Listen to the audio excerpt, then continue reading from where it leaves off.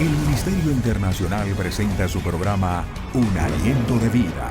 El Espíritu de Dios me ha hecho y el aliento del Todopoderoso me da vida.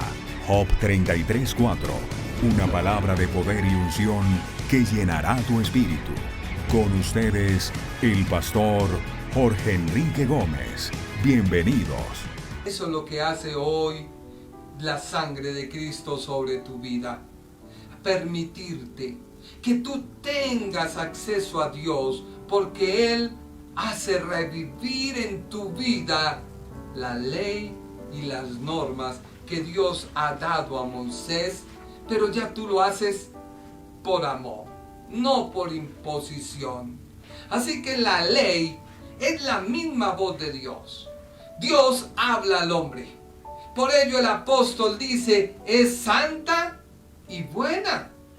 Dice Romanos 7:12. De manera que la ley a la verdad es santa y el mandamiento santo, justo y bueno. La ley es santa porque la palabra que el apóstol emplea es hagios, que significa una característica de Dios, algo separado, digno de ser venerado. Es Dios mismo en su pureza, majestad y gloria. Por lo cual, la ley es algo que no es de este mundo. La ley es divina, es transmitida por la misma boca de Dios, es justa, por lo cual establece la forma del hombre poderse nuevamente relacionar con Dios. Sin embargo, es un hecho que la misma ley que dictamina el pecado, porque por medio de ella se identifica el pecado en el hombre. Mire lo que dice Romanos capítulo 7, versículo 8. Mas el pecado, tomando ocasión, obró en mí por el mandamiento toda concupiscencia, porque sin la ley el pecado está muerto. Cuando un niño pequeño, y nosotros que hemos tenido niños pequeños, ellos están jugando con un juguete y se acerca su hermanito o un familiar a jugar y él llega y lo quita y él no lo quiere dejar jugar. Eso se llama envidia. A ese niño nadie le ha dicho que es envidia. Él lo hace por naturaleza, porque es un mecanismo de defenderse, de decir, no permito que juegues conmigo. Pero el padre tiene que acercarse y decirte, hijo, eso no está bien. Tú tienes que compartir ese juguete con los demás. Ahí el niño no sabía que lo que estaba haciendo era malo.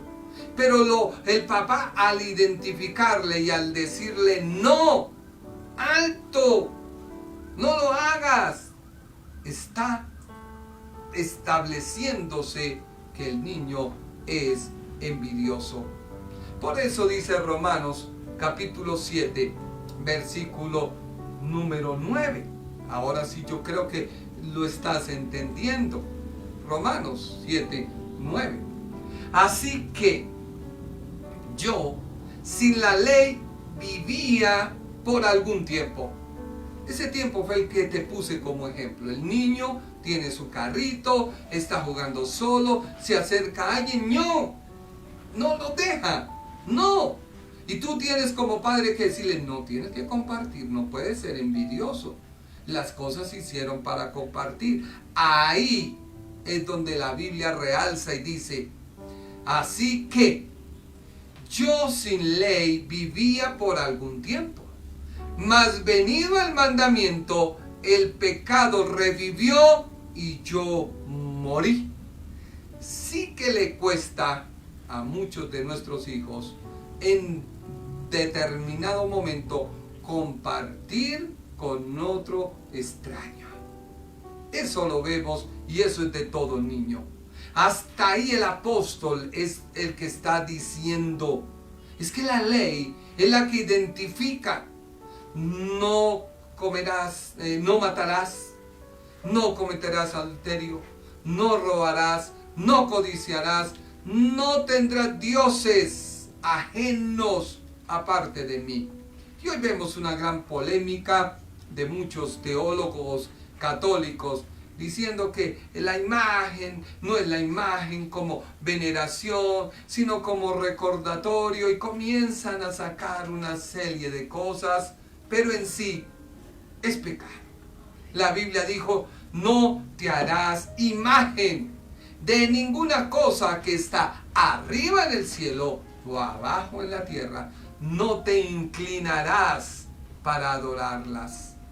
Y es que el problema de la ley no es lo exterior, es lo que yo siento, que se exterioriza, que es lo que hace el mal.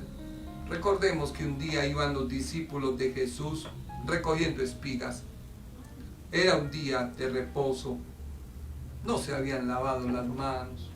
Y los maestros de la ley veían que ellos, sin lavarse las manos, tomaban las espigas y empezaron a decir: han transgredido la ley. Y Jesús, ¿qué dijo? No es lo que entra lo que contamina al hombre, sino lo que sale. Porque lo que entra, el cuerpo lo asimila, va al estómago y luego va a la letrina. Pero lo que sale es lo que contamina. Así que la ley, en primer lugar, la ley define qué es pecado. Romanos 7:7. Leámoslo.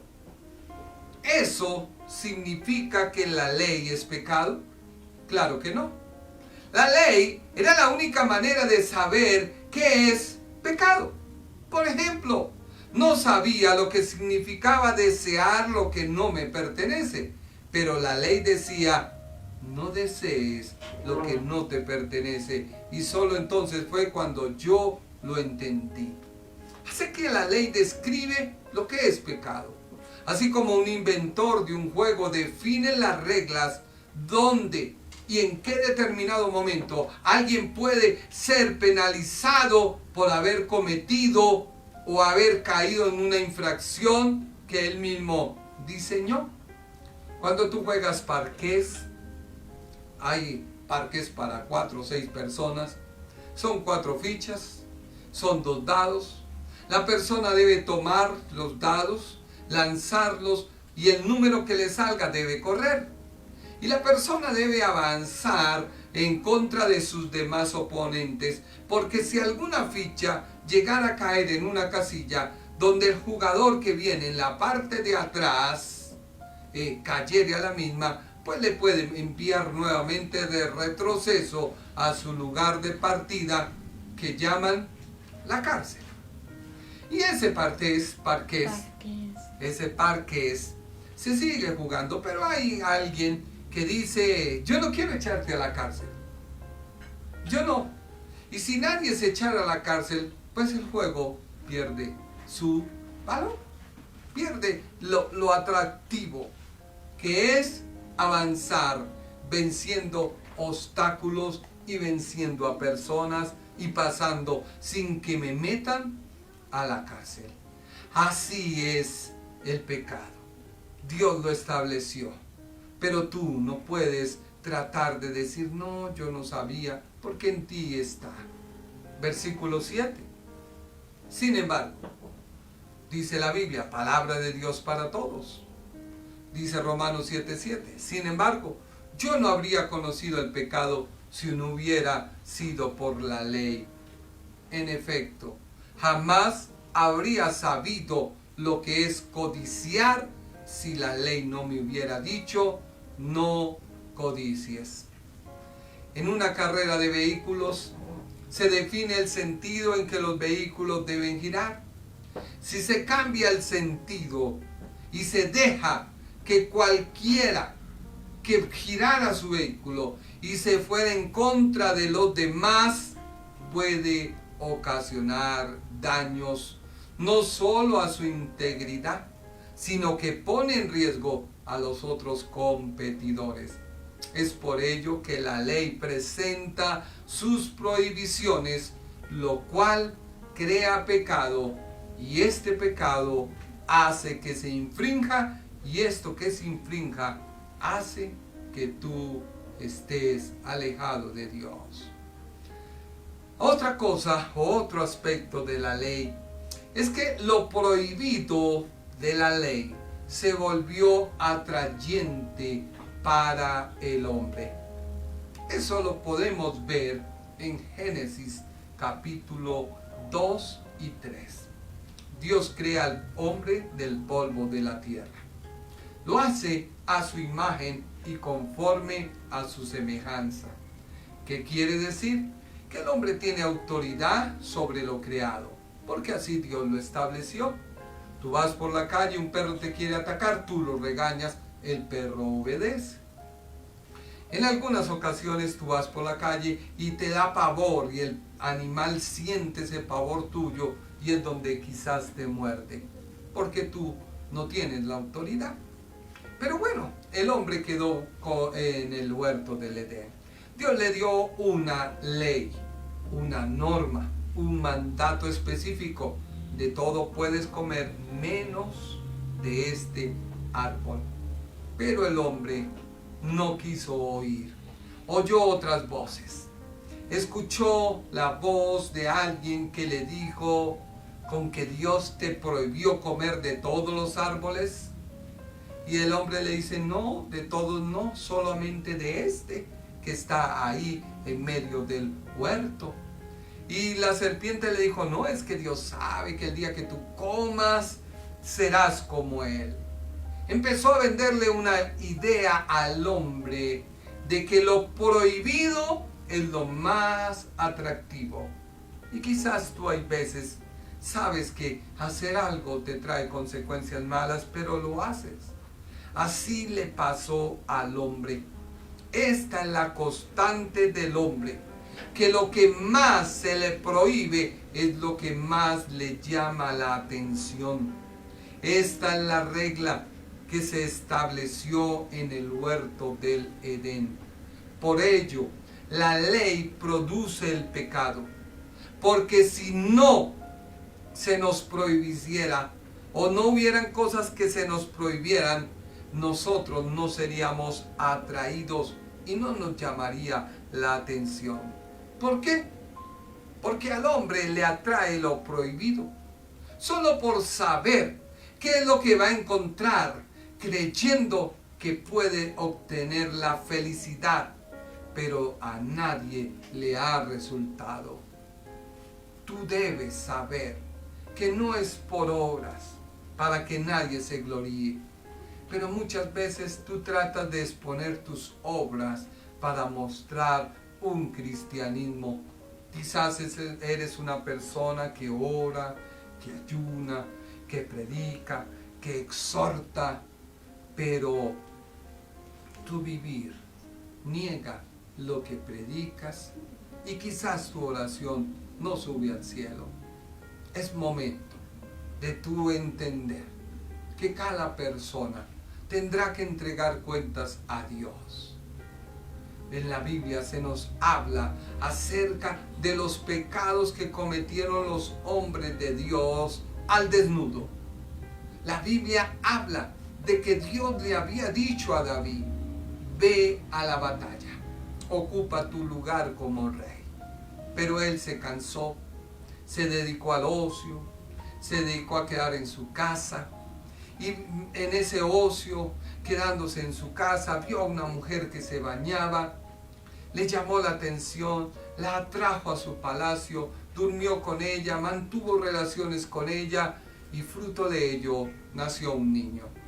Ya cuando él ve que se había salido de control aquella cosa prohibida, mandó llamar a su esposo y quería astutamente que su esposo durmiera con ella.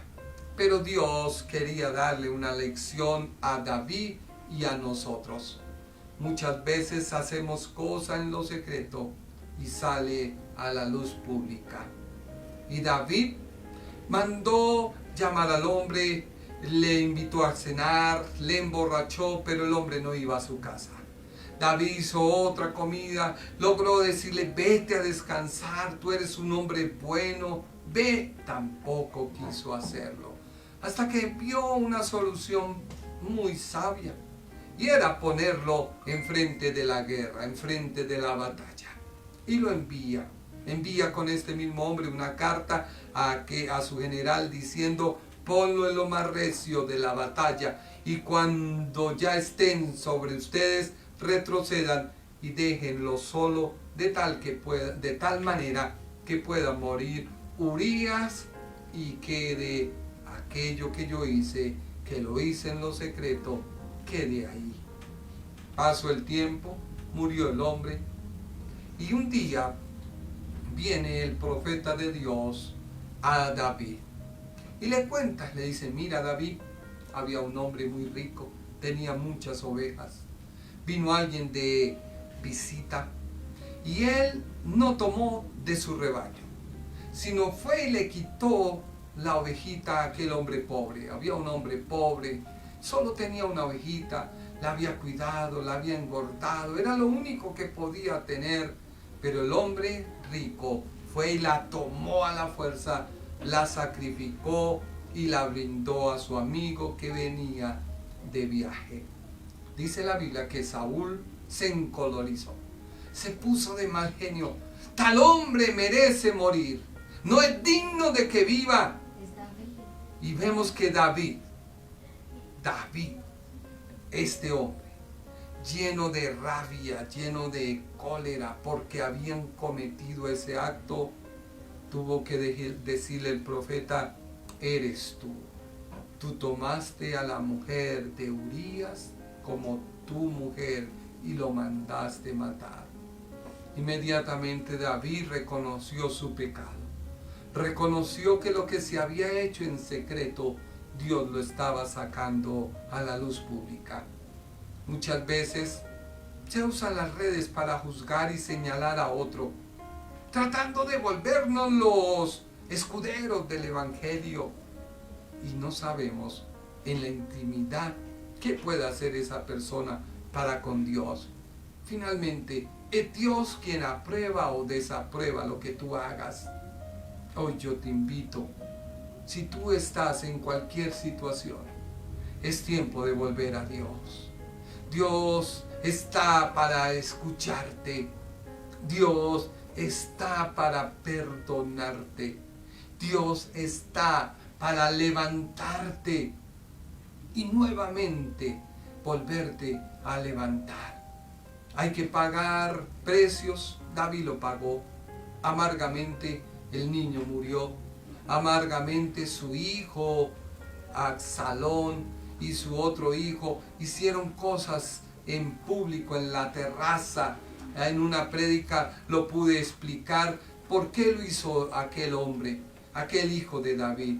Y él lo hizo porque al tener relaciones con las que eran las esposas de David, él mostraba al pueblo de que era el rey, porque tenía a sus esposas, porque había tomado control del palacio. ¿Cuál es el precio que debes pagar por tu pecado? Ten cuidado. A veces entra a nuestra boca el pecado como un dulce que al irse pasando se vuelve amargo. Así que lo prohibido es lo que atrae al hombre. El hombre le atrae lo prohibido porque así tiene una excusa. Y es cuando las cosas le salen mal, empiezan los remordimientos del por qué actuó así. Se justifica por haber cometido tal error, pero ya no puede escapar. Y tercero, el hombre le atrae lo prohibido con la esperanza de salir o ser librado de las consecuencias, pero tarde o temprano se ve atrapado, seducido y sin caminos para ser librado de sus consecuencias. Es tiempo de reflexionar. La ley no era mala. La ley Dios la dio, pero el hombre le buscó la salida, le buscó su interpretación y corrompió lo que es la ley.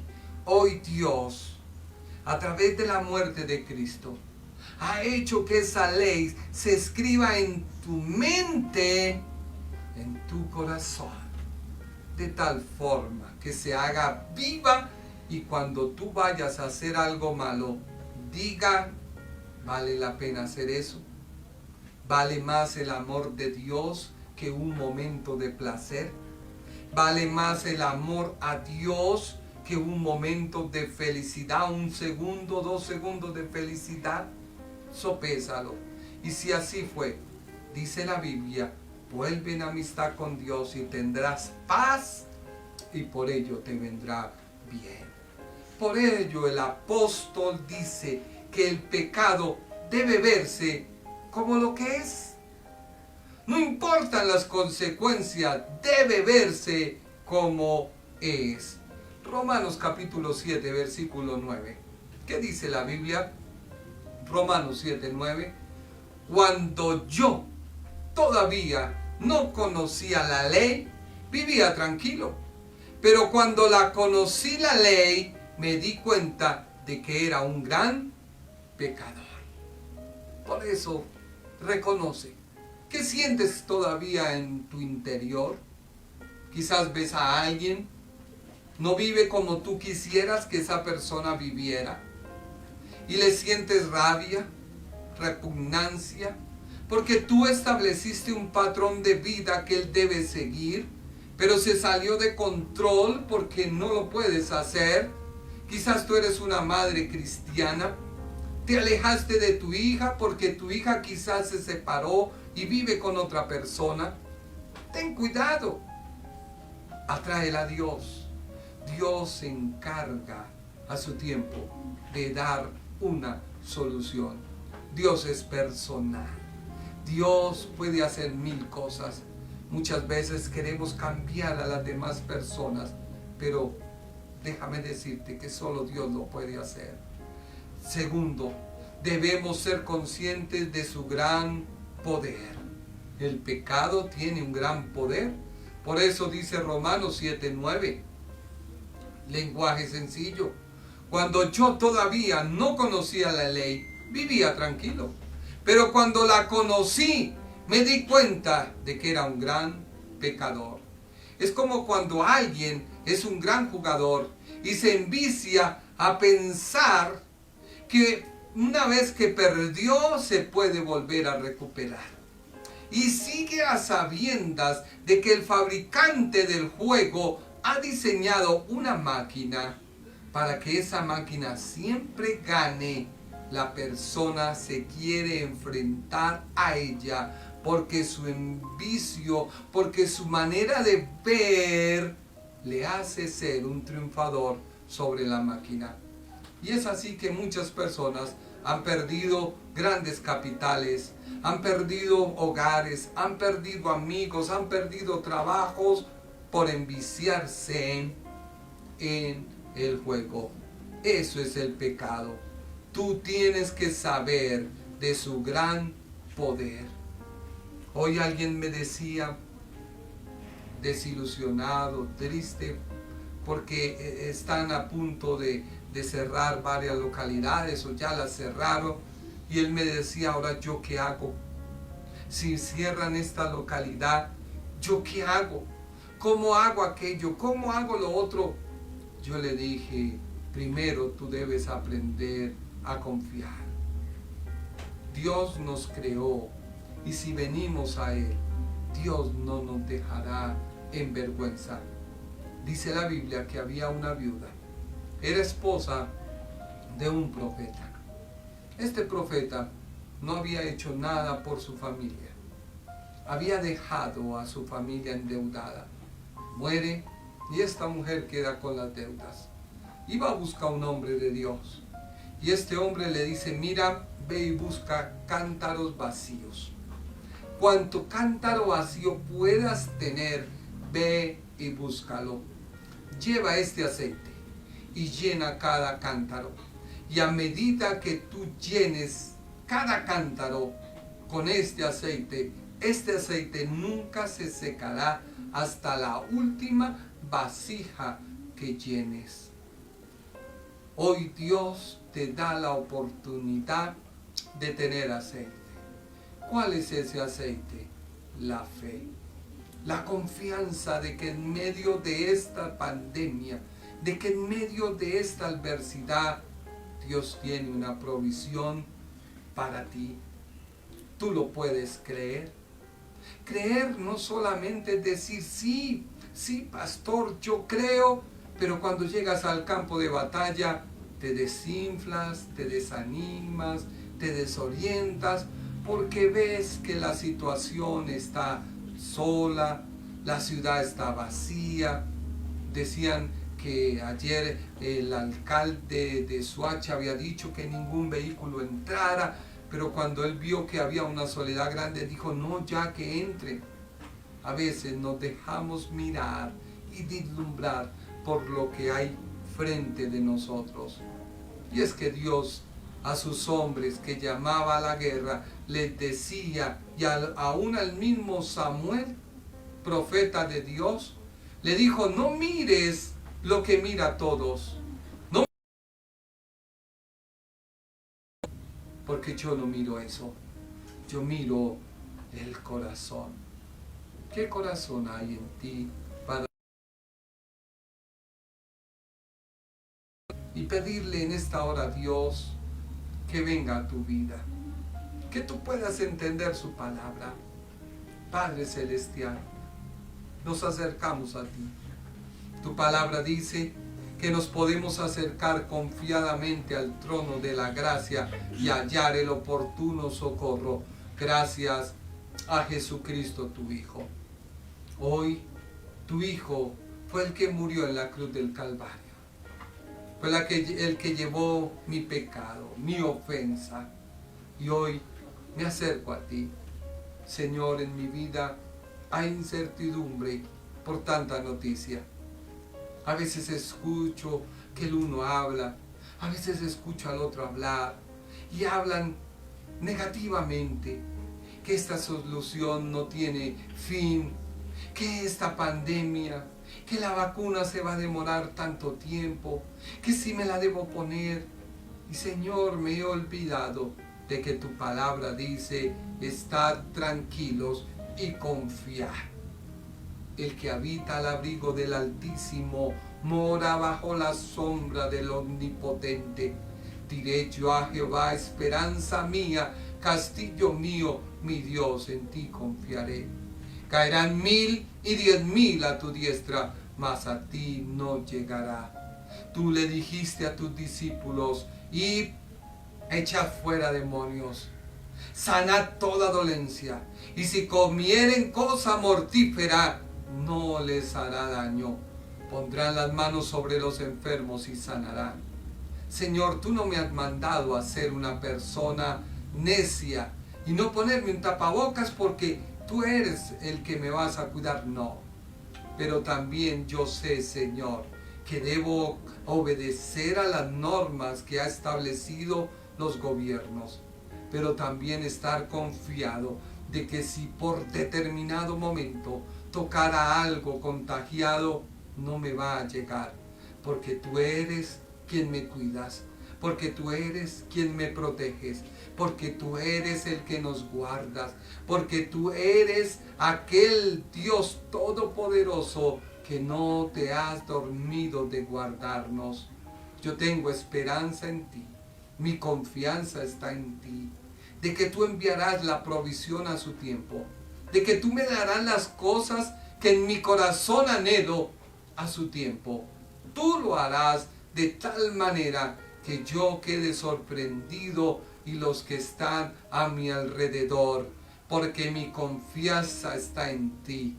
Trabajaré, Señor, no dormiré, haré lo mejor, haré las cosas que están a mi mano, haré, Señor, lo que humanamente me sea posible, pero tú harás lo imposible, Señor, porque tú eres el que abres los caminos en medio del mar. Yo sé que Israel tenía que avanzar, debía salir de Egipto y avanzar. Aún estaba el mar muerto, aún estaba el mar rojo allí, pero eso no nos iba a detener, porque tú no le dijiste a Moisés, clama a mí 20 días, 10 días, no. Solamente tú le dijiste a aquel hombre que tienes en tu mano, extiende esa vara. Esa vara es la confianza en Dios. Esa vara es la búsqueda en lo personal con Dios. Esa vara que tú tienes es la autoridad que has recibido en la intimidad con Dios. Pero a veces tú miras tu mano y no tienes nada porque no has buscado en la intimidad nada. Busca en la intimidad, Dios. Recibe la vara para que cuando tú estés frente a aquel mar, Dios te pueda decir que tienes en tu mano, extiéndela y dile al mar que se divida, y el mar se dividió. Pero también tú tienes que buscar a Dios, tienes que creerle a Dios, tienes que confiar en aquel que dijo, yo soy poderoso para levantarte, yo soy poderoso para bendecirte, yo soy poderoso para hacer lo que he dicho que tú serás. Padre, yo te creo a ti. Y en esta noche atraigo tu presencia a cada familia. Yo te creo a ti, Señor, porque tú has dicho en mi nombre, y es en tu nombre, Padre, que yo atraigo tu presencia a cada hogar. Es en tu nombre, Señor, que yo atraigo tu presencia a cada vida. Aquellas personas desesperadas, en el nombre de Jesús de Nazaret se cambia su mentalidad. Aquellas personas, Señor, oprimidas, quizás por cosas, Padre amado, en el nombre de Jesús de Nazaret son libres, libres en el nombre de Jesús de Nazaret, para ver las cosas de otra manera, para ver las cosas como tú quieres que las veamos, para ver las cosas en la dimensión que tú quieres que entremos. Espíritu de Dios, levanta la iglesia con poder, levanta la iglesia con unción, que levanten ahora mismo su mirada y crean en aquel que les llamó, porque más poderoso es el que está con nosotros que el que está en el mundo. Y aquel que ha puesto su confianza en Dios, tú no le dejarás en vergüenza, porque no he visto justo desamparado, ni su descendencia que mendigue pan. Has dicho tú, Señor, porque Padre amado, el que cuida a Israel es poderoso para guardarlo. En vano vela la guardia si Jehová no vela por ellos. Padre, en el nombre de Jesús, yo creo en ti y atraigo tu presencia a cada hogar y a cada vida, en el nombre de Jesús.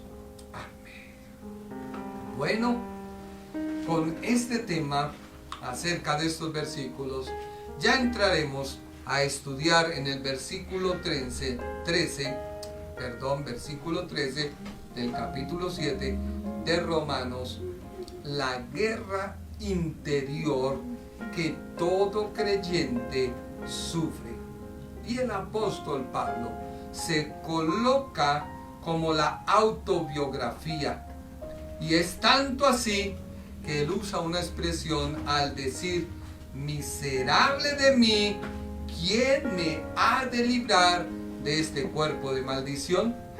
Pero él exclama en el capítulo 8, gracias al Espíritu Santo. ¿Cómo tú atraes al Espíritu Santo? Tú no necesitas ir a recibirlo en ningún lugar. Tú atraes al Espíritu Santo cuando tú sabes que tienes que buscar en la intimidad a Dios, leer la Biblia y orar. Orar no es pararse uno a decir vanas palabras. Orar es reconocer uno el pecado o la debilidad y decirle: Señor, hay en mí esto, perdóname.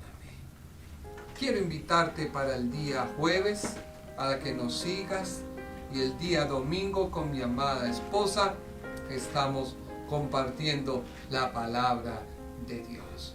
Muchas gracias por su tiempo. Que Dios los bendiga, que Dios los guarde. El Ministerio Internacional presentó su programa Un Aliento de Vida. Venid a mí los que estáis trabajados y cargados, y yo os haré descansar. Mateo 11:28. Un aliento de vida. Una palabra de poder y unción que llenará tu espíritu.